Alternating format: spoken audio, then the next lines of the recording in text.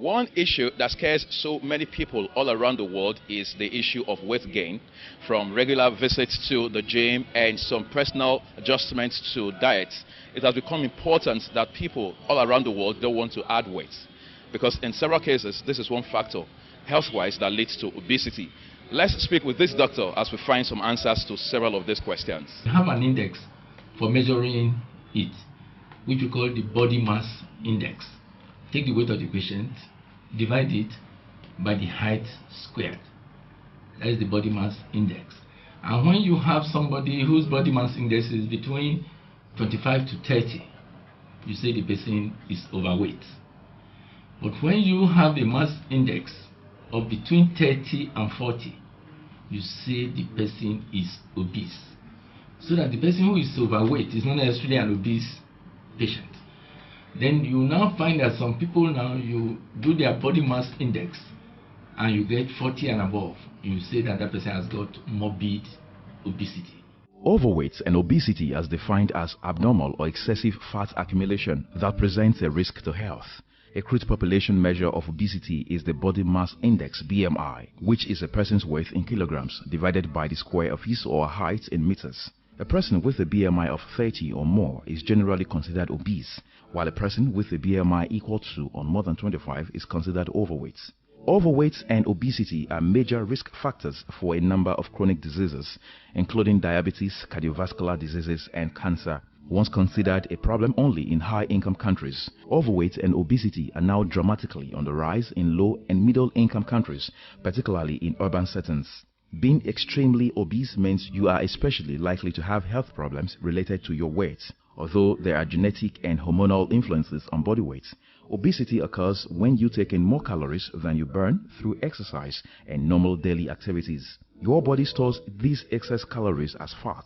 Obesity usually results from a combination of causes and contributing factors. For example, if you're not very active, you won't be able to burn so much calories. With a sedentary lifestyle, you can easily take in more calories every day than you use through exercise and normal daily activities. Also, having a diet that is high in calories, lacking in fruits and vegetables, full of fast food, missing breakfast, and laden with high-calorie beverages and oversized portions all contributes to weight gain. During pregnancy, a woman's weight necessarily increases. Some women find this weight difficult to lose after the baby is born. This weight gain may contribute to the development of obesity in women.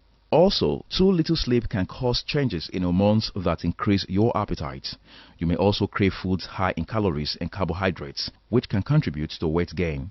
Medication also plays a role. Some medications can lead to weight gain if you do not compensate through diet or activity. These medications include some antidepressants, anti-seizure, diabetes medications, antipsychotic medications, and the likes. Obesity can also sometimes be traced to a medical cause, such as Prader-Willis syndrome, Cushing's syndrome, and other diseases and conditions.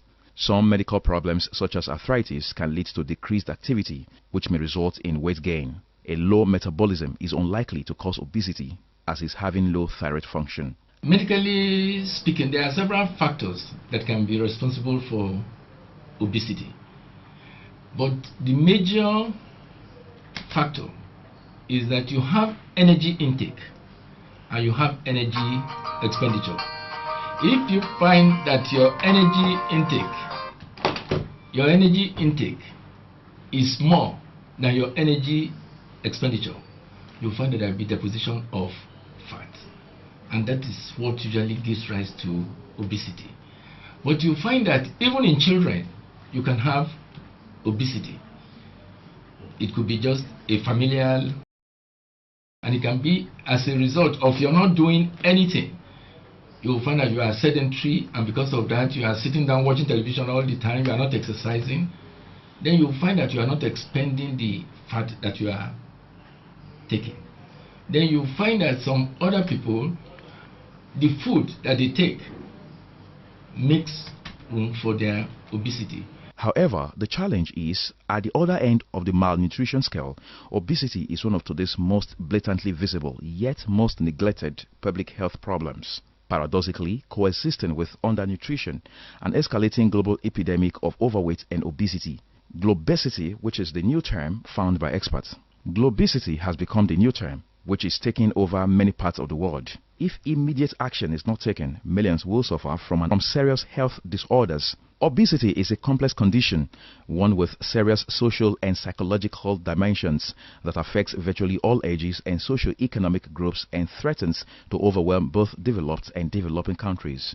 As far back in 1995, there were an estimated 200 million obese adults worldwide and another 18 million under 5 children classified as overweight. As of the year 2000, the number of obese adults has increased to over 300 million. Contrary to conventional wisdom, the obesity epidemic is not restricted to industrialized societies. In developing countries, it is estimated that over 115 million people suffer from obesity-related problems. Globalization, which is the inexorable spread of knowledge, technology, culture and capital from country to country, has been a force both for good and ill, especially when it comes to matters of health. While globalization has lifted millions of people out of poverty by reducing hunger and infectious diseases, and in turn improving quality of life, the ill is that the same social and economic shifts that have increased people's wealth have also expanded their waistlines and continue to drive the obesity epidemic in countries like China, India and other developing nations worldwide. The fried food and all the other, they help to stimulate your appetite. And you find that the more you take them, the more you take. And because you take them in between meals and all the other, the very food that you take that ought to be used for your energy output, they are not even absorbed. So you find that that is where the food intake takes place. But having taken this food, you need to exercise, you need to expend either by walking and all the other. Listen, but if you don't do it, there will be accumulation. So a sedentary life gives rise to obesity. Just sitting all the time, watching television and all the other things.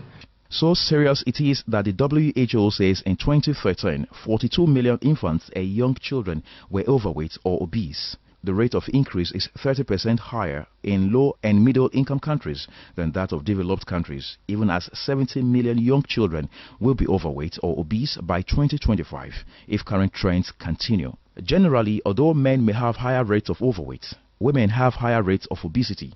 For both, obesity poses a major risk for serious diet-related non-communicable diseases, including diabetes mellitus, cardiovascular disease, hypertension and stroke, and certain forms of cancer.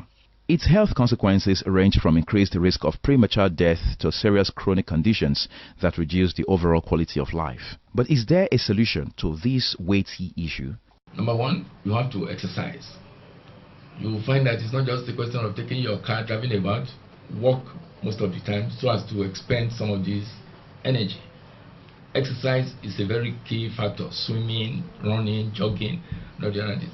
Watch what you eat, because if you continue to eat all these junk foods and all the other, you will find that you will be just putting on weight without expending the. So that is the two main this thing. Watch the food you take, expend the energy. But you find that if you have tried all these things and it's not working, there are some drugs that you take that will help you to reduce your weight.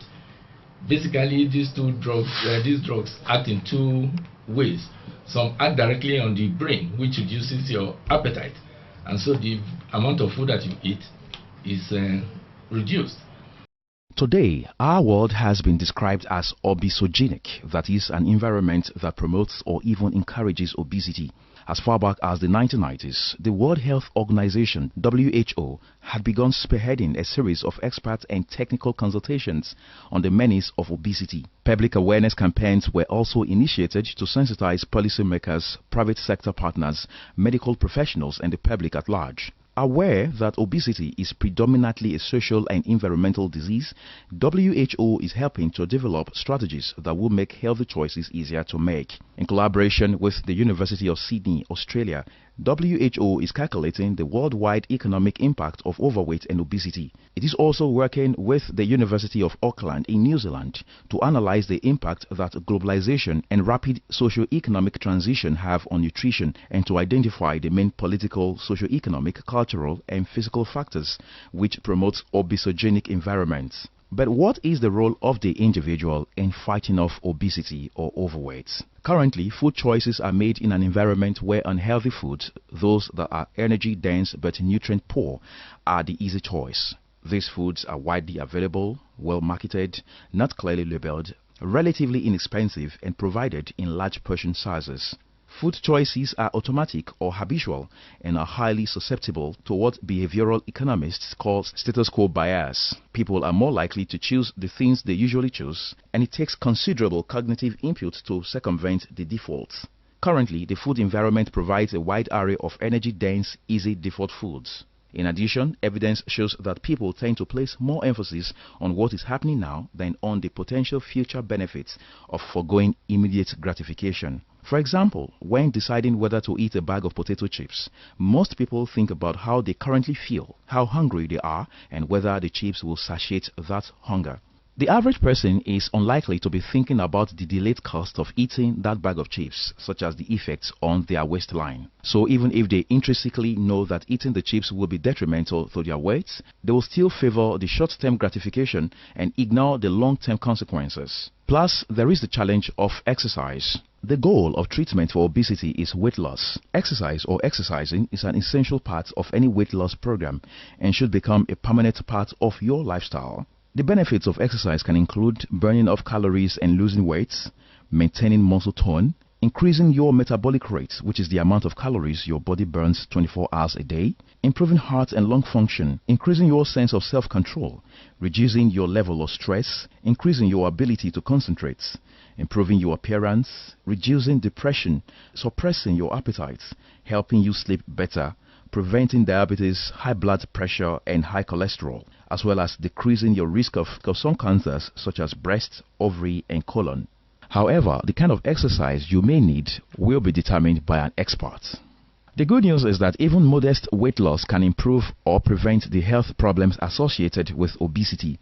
Dietary changes, increased physical activity and behavior changes can help you lose weight. Prescription medications or weight loss surgery also may be options for treating obesity. But just in case all efforts fail, Dr. Ihenye suggests what might be the last resort and puts it in perspective. The other mechanism is that you take the drug, and what the drug does is that it reduces the absorption of the food into the system. And when the food is not absorbed in that, you find that you will begin to reduce weight. And by and large, if after you have tried all these methods it doesn't work, then you go to the surgeon, and the surgeon has the way of reducing the size of your stomach. You'll find that your ability to take very large quantity of food is minimized, and if this one is done, you'll find that you reduce weight. So basically, exercise is very important. Watch the food you take. Reduce the amount of junk food you eat and eating in between meals. I am Agbomofuegbe reporting.